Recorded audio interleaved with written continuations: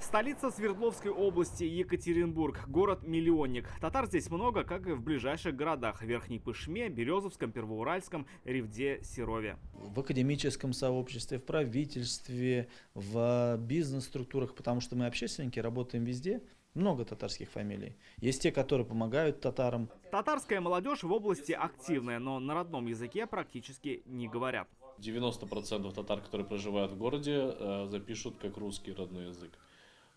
Потому что знание языка очень плохое. В этом центре молодежь и члены татарской автономии собираются каждую неделю. Здание им предоставил местный предприниматель, который пожелал остаться неизвестным. Таких бизнесменов здесь немало. Они действуют по зову души. Сейчас, когда у меня есть возможность также помогать нашим организаторам проводить такие мероприятия, я это делаю, чтобы также ребята такие же, как я, которые, ребята, девчата, приехавшие из деревень, могли себе найти друзей, знакомых, пару. Итоги всероссийской переписи их удивили. Ждали увеличения численности татар. Гульсина Габдулхаева работала контролером переписи. Если отец татарин и детей записала, я сама даже сразу сказала, говорю, значит, отец татарин, они являются татарами. Притом у меня все татарки были, переписчики.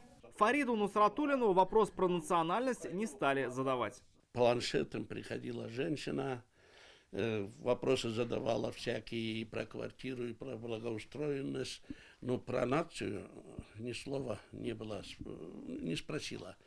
И пришлось потом уже мне самому уже спрашивать, а почему вы не спрашиваете?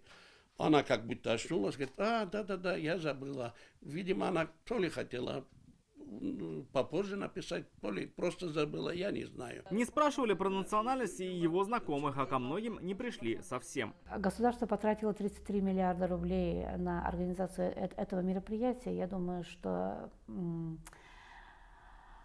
результаты не соответствуют действительности. Потому что сколько я общаюсь со знакомыми, с близкими, с друзьями, многие люди ждали переписчиков дома. Есть такие деревни, где нет интернета, они тоже ждали, до них никто не дошел. В Доме народов Урала эту перепись тоже назвали некорректной. Сам директор не дождался переписчика. Качество переписи населения оставляет желать лучшего. По поводу татар, то есть это большая демографическая яма, которая объективно не наблюдается. Потому что, насколько мы смотрим и в Свердловской области, и в целом по Российской Федерации, татарские семьи крепкие. И в любой семье есть 2-3 ребенка. Помимо этого, они ведут традиционный образ жизни и, конечно же, здесь происходят различного рода браки, да, межнациональные.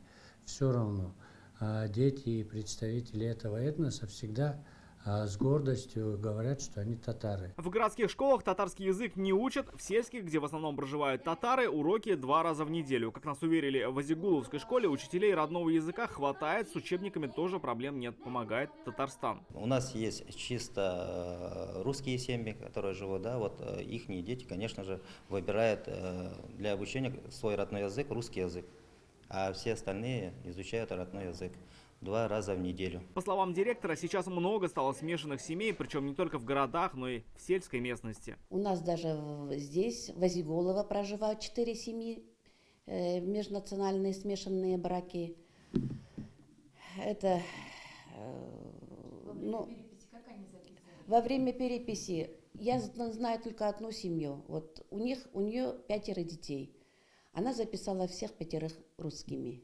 Мы потом спрашивали, почему, но они вырастут, сами выберут свою национальность. Анжелика Мусабекова своих детей записала по отцу татарами. Я считаю, что национальность детей записывается по отцу.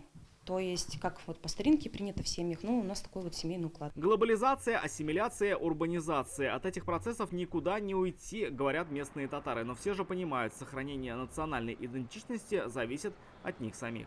Рамиль Шайдуллин, Файруза Мазитова, Алмаз Единов, ТНВ, Свердловская область.